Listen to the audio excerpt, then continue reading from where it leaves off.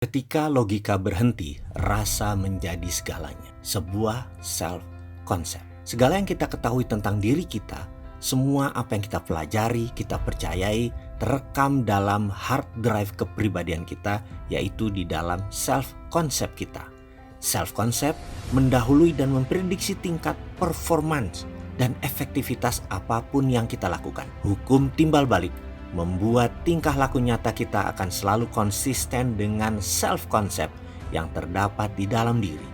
Oleh karena itu, segala perkembangan yang terjadi dalam hidup kita harus mulai dari perkembangan dari dalam, yang di dalam self-concept kita.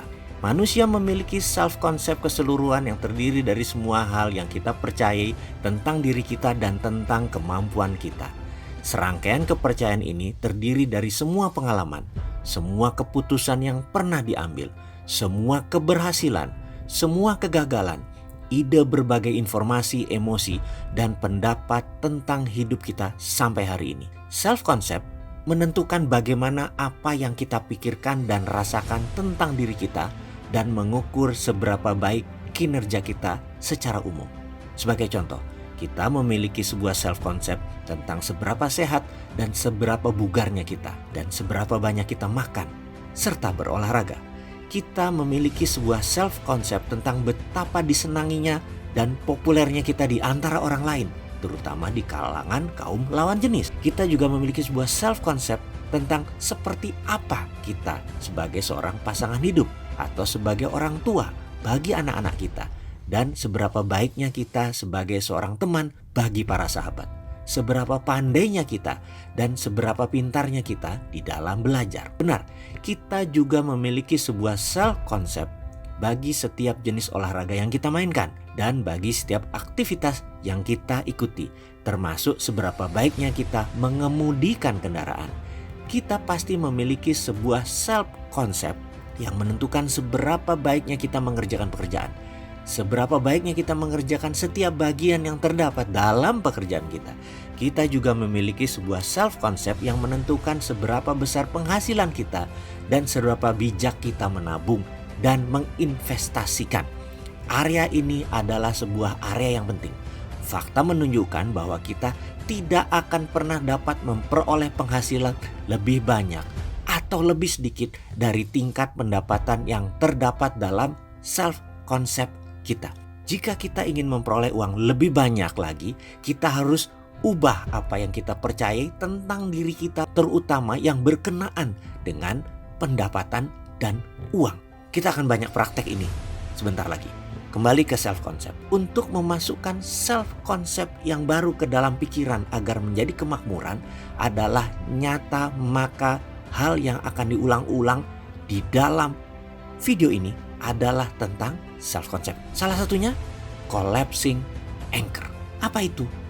Nilai besar dalam diri seseorang seperti agama, pengalaman hidupnya, namanya adalah kenyataan-kenyataan yang membuatnya menjadi belief system, menjadi nilai permanen yang kuat yang kita sebut anchor atau jangkar.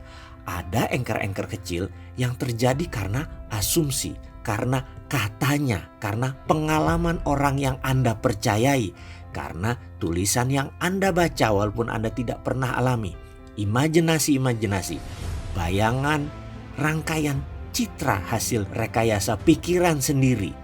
Jika itu terjadi pengulangan, juga dapat menjadi nilai permanen belief system dalam diri seseorang. Inilah penghalang terbesar dari jalur sukses seseorang. Ini harus dicuci, harus dirubuhkan. Pengalaman yang dirasakan Anda sudah tidak bisa dilawan atau diikuti logika dan Anda harus dirubuhkan. Jadi, sesi berikutnya adalah merubuhkan jangkar-jangkar negatif yang menjadi penghalang sukses Anda. Maka self-concept akan dimasukkan ke dalam pikiran Anda. Dan saya beri ilustrasi sedikit tentang pengalaman pribadi saya. Dalam kelas Millionaire Mindset yang saya ikuti, di sesi awal para peserta ditanya apa itu kemakmuran dalam diri mereka. Yaitu kami ditanya satu persatu, berapa besar sih 10 juta Aussie dollar dengan 100 dollar bill? Atau jika 100 dolar dikumpulin, seberapa banyak tumpukan uang tersebut sehingga nilainya 10 juta Aussie dollar. Maka ada yang menjawab setengah ruang kerja. Ada yang mengatakan 3 koper, ada yang mengatakan 1 bagasi belakang mobil. Macam-macam ukuran terucap dari peserta dan tidak dijawab dengan serta-merta karena sewaktu break sesi pelajaran tersebut kami dilihatkan ke dalam berangkas milik bank yang kebetulan lokasinya bersebelahan dengan tempat workshop kami. Rupanya panitia telah menyiapkan sarana tersebut. Kami turun ke bawah ke ruang vault, berangkas raksasa tempat uang tunai di bank diletakkan. Sudah disiapkan uang 10 juta dolar Aussie tadi di meja.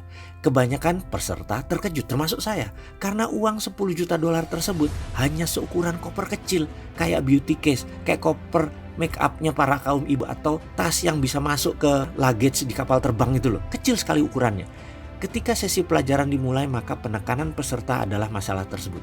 Fasilitator mengingatkan kami para peserta, kalau bentuk 10 juta dolar tersebut tidak pernah ada dalam pikiran Anda atau tidak pernah ada dalam otak Anda, maka tidak mungkin Anda akan mendapatkannya.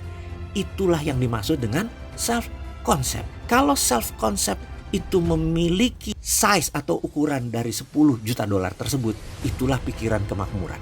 Perlu diingat, jika Anda memiliki prosperity conscious bukan nanti membuat Anda menjadi pengusaha, membuat Anda menjadi pebisnis. Tidak sama sekali. Anda tetap mengerjakan apa yang Anda suka.